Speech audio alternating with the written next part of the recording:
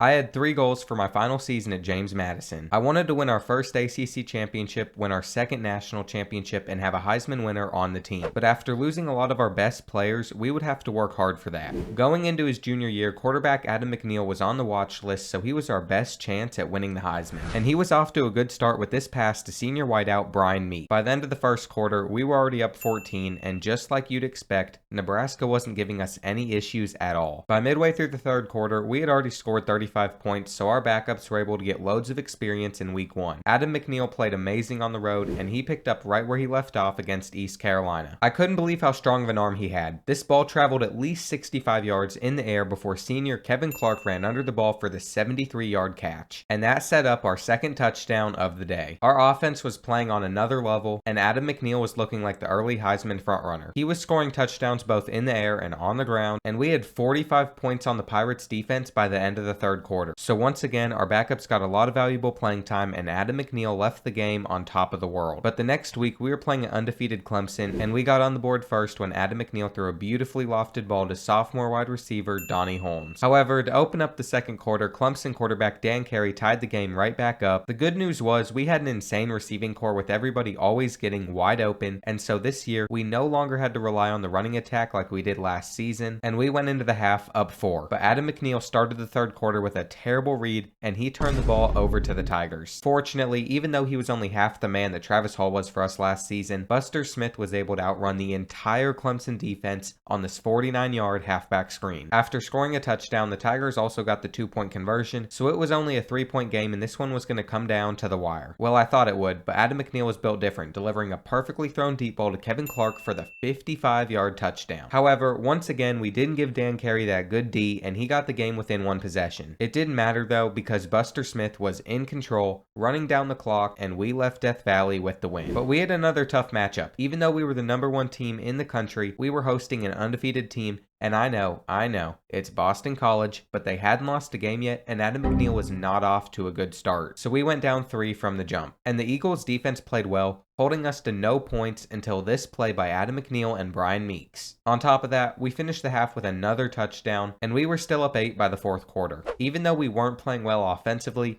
our defense was holding it down for us, and time again, when we needed a stop, they were able to get it. This run by Buster Smith was the icing on the cake, and our path to the playoffs was still on track. However, the following week, we would be challenged once again when we traveled to play against Virginia, and we gave up this early touchdown. With 2 minutes left in the first quarter, we were already down 13, but we were right back in it after this easy touchdown. The slow start didn't seem to affect us at all, and we began to leave Virginia in the dust. Well, until they got back within 1 possession at the end of the half. However, Adam McNeil was ready to take over and get us past the Cavaliers, which is exactly what he did. Nobody could stop him. He was putting on a Heisman level performance once again. And with everybody watching, there was no way he wouldn't be #1 on the watch list. 7 touchdowns was absurd, and the Heisman race was his to lose. But before our next game starts, it is the best time of the year. Football is back, and that means you can get $20 off at SeatGeek. If you don't know what SeatGeek is, it's a ticketing app that makes buying tickets super simple. I've got the app on my phone, and it is by far the easiest way to buy tickets. Whether it's football, concerts,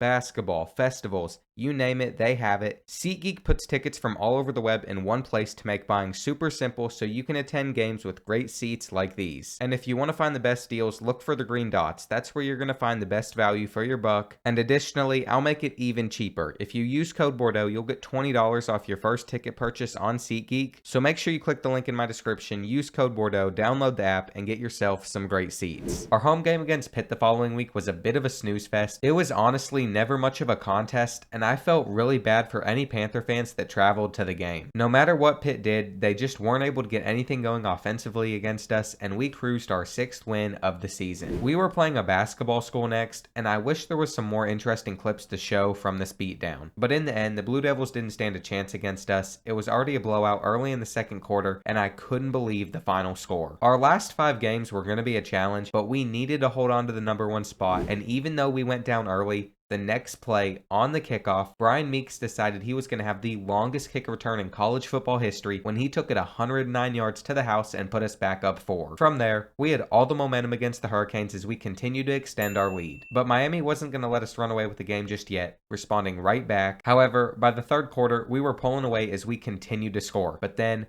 Trouble hit. After the simple wide receiver screen pass in the fourth quarter, Adam McNeil got up from it limping, so we had to finish the game with our backup. And the good news is Adam McNeil was off the injury report days later, so he was going to play against Georgia Tech. And he was off to a great start by hooking up with Donnie Holmes for the 30-yard touchdown on our first drive of the game. Buster Smith finally ran one in, and even though he hadn't been featured much this year, he was solid. But our passing attack was so good, we rarely had to run. We ended the first half with another touchdown, and we were embarrassing the Yellow Jackets. Our strong defense was the reason for so much of our success, and we were 3 games away from the ACC Championship. Adam McNeil began the matchup against North Carolina, delivering a laser in a tight window for 6, but by the second quarter, we found ourselves down by 3. And the Tar Heels defense was giving us some problems, locking up our best wide receivers. We ended up tying the game going into the half, and both teams were completely scoreless throughout the whole third quarter. But the Tar Heels started the fourth, going up 3, and after a big user error, we fell behind 2 possessions with 3 minutes left in the game. Fortunately, we immediately moved down the field when Adam McNeil hit Donnie Holmes in stride, but he couldn't quite outrun the Tar Heels cornerback, and then Adam McNeil started struggling, taking massive sacks, so we had to settle for a field goal instead. And we just needed to force a 3-and-out, but on third down, North Carolina decided to pass instead of run, and that decision would kill our chances of getting a stop and making a comeback. The undefeated dream was gone, and we fell far in the polls. But if we beat Virginia Tech this week, we'd make the conference championship, and that would probably put us in the playoffs as well, but we had to stop Michael Jackson first.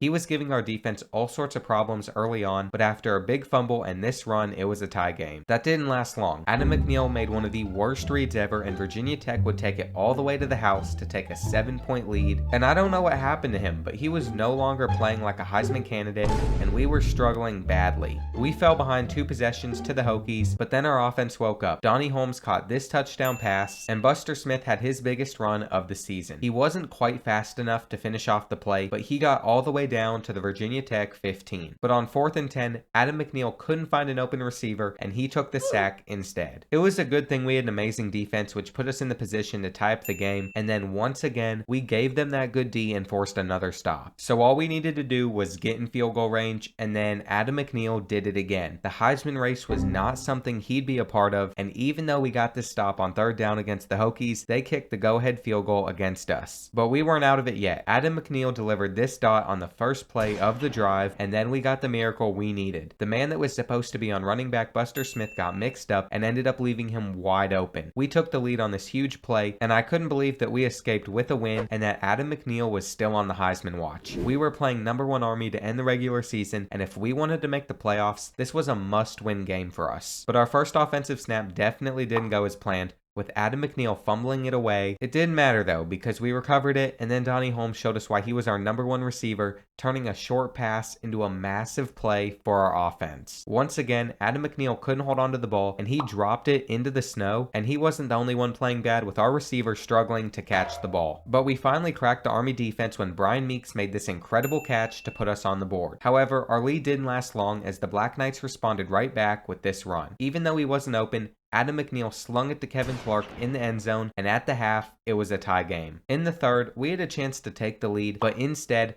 Adam McNeil fumbled the ball away again, and he struggled to get up after that play. So sophomore Johnny Chambers had to finish it off for us, and keep in mind, the college football playoffs were on the line, so we had to win this game. And the only way I knew we could guarantee a win was going back to the running game like last season. And boys, it was working just how I was hoping it would. It wasn't pretty, but we were going to beat the #1 team in the country on the road. And the win moved us up to #1 again. Adam McNeil started the ACC Championship with a dot to Matt Thomas, who had a beautiful toe touch catch in the end zone, and we took an early 21-0 lead on Syracuse. The game was easily over by halftime, and if Adam McNeil had any shot at winning the Heisman still, he would have to continue to dominate. He threw his 5th touchdown of the game here, and we walked away as ACC champions for the first time ever. It was time to see if Adam McNeil won the Heisman, but like expected, he fell short in votes. At least we were in the college football playoffs, but before that, we have season stats to look at. And it was quite the season for our offense. Brian Meeks had 17 receiving touchdowns, and we had the best center in the nation again. Rusher Kelvin Thompson won 2 awards, and Travis Harrison continued to stack up the personal accolades. Safety Mike Silva somehow won the Thorpe, and we even had the best punter in the country. But it was time for our semifinal matchup, and I couldn't believe what I witnessed on this play. Wide receiver Donnie Holmes took the pitch,